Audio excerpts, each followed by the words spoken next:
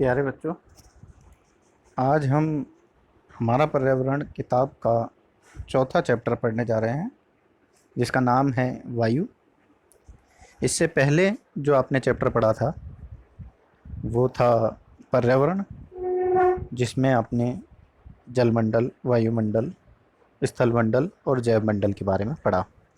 तो आज हम उसी का एक पार्ट वायुमंडल के बारे में पढ़ेंगे। वायु प्रत्येक व्यक्ति के लिए बहुत ज़रूरी है। आप जानते ही हैं, प्रत्येक व्यक्ति सांस लेता है और सांस लेने के लिए वायु का होना बहुत आवश्यक है। बच्चों, क्या आप जानते हो कि वायुमंडल में कौन कौन सी गैसें होती हैं?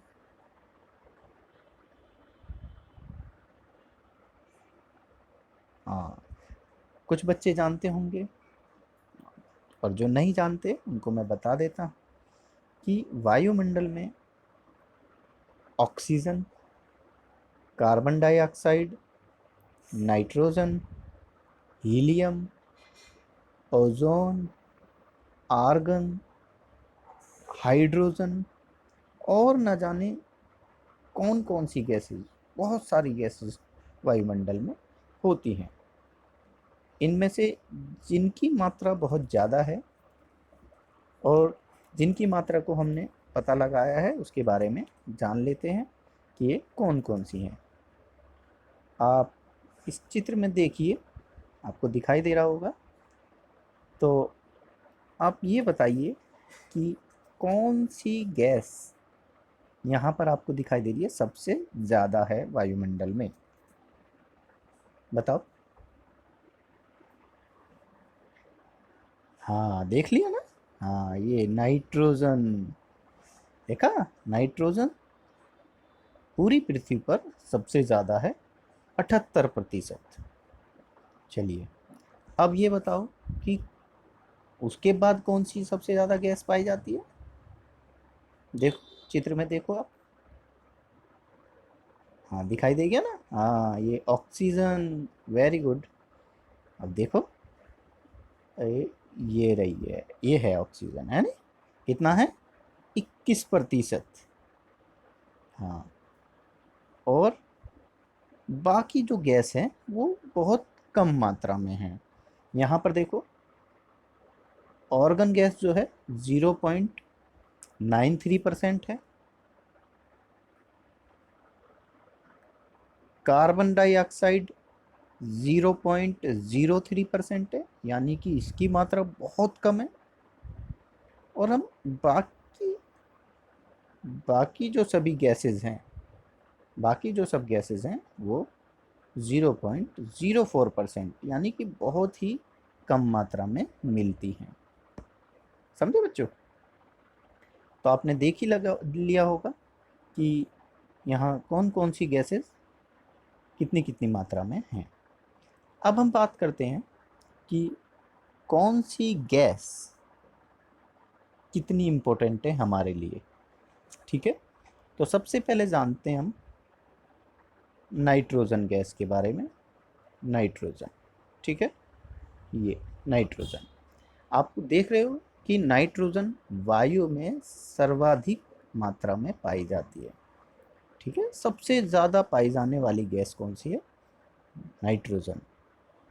और हम जब सांस लेते हैं तो ये हमारे शरीर में यानी फेफड़ों में चली जाती है।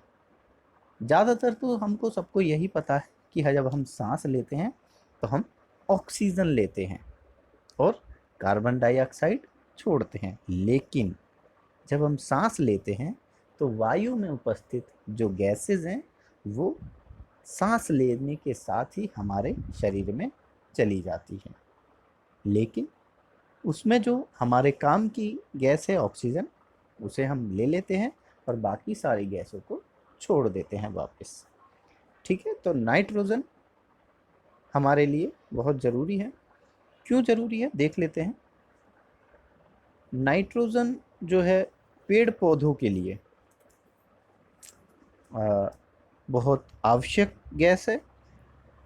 वो सीधे वायु से नाइट्रोजन नहीं ले सकते पौधे, लेकिन उसके लिए पेड़ पौधे जो हैं उनकी जड़ों से और मिट्टी में रहने वाले जो जीवाणु होते हैं वो नाइट्रोजन गैस बनाते हैं, जिसको पौधे जो है सीधे ले लेते हैं। ठीक है, तो नाइट्रोजन जो है पौधों के लिए बहुत ज़रूरी गैस है और पौधे हमारे लिए बहुत आवश्यक हैं, इसीलिए नाइट्रोजन गैस भी हमारे लिए बहुत ज़रूरी गैस है। आगे हम बढ़ते हैं, ऑक्सीजन की बात करते हैं। ऑक्सीजन गैस दूसरी सबसे ज़्यादा पाई जाने वाली गैस है। आपको मैंने बता ही दिया था कि कितना प्रतिशत है ऑक्सीजन का, 21%। ठीक है, कितना बताया था, 21%। हाँ, तो मनुष्य जब सांस लेता है तो सांस लेने के लिए उसको ऑक्सीजन की ज़रूरत पड़ती है और ऑक्सीजन हम लेते हैं। क्या आपको पता है कि पौधे जब प्रकाश संश्लेषण का कार्य करते हैं, यानी कि भोजन बनाने का कार्य, क्योंकि पौधे भोजन बनाते हैं, तो भोजन बनाने का काम पौधे करते हैं और जब वो ये कार्य करते हैं तो उस वक्त वो ऑक्सीजन बाहर निकालते हैं। तो अब देखो, जब हम सांस लेते हैं तो कार्बन डाइऑक्साइड बाहर निकालते हैं, जब पौधे सांस लेते हैं तो ऑक्सीजन बाहर निकालते हैं। तो दोनों का जो संतुलन है CO2 यानी कि कार्बन डाइऑक्साइड और ऑक्सीजन O2, ठीक है, दोनों की जो मात्रा है वो संतुलित रहती है। संतुलित, बराबर नहीं, संतुलित रहती है। ठीक है, तो अब अगर हम पेड़ों को काट देते हैं, अगर हम पेड़ों को काट देते हैं, जो हमारे पेड़ हैं, आपने देखा ही होगा, हम क्या करते हैं, इन पेड़ों को लगातार क्या कर रहे हैं, काट रहे हैं, है नहीं, काट रहे हैं। उससे होता क्या है, पेड़ को काटने से जो ऑक्सीजन की मात्रा है वो कम हो जाएगी, तो हमें ऑक्सीजन नहीं मिलेगी, क्योंकि पौधे क्या करते हैं, ऑक्सीजन बाहर निकालते हैं।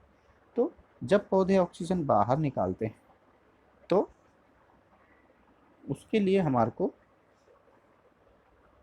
ऑक्सीजन नहीं मिलेगी अगर पौधे कट जाएंगे तो।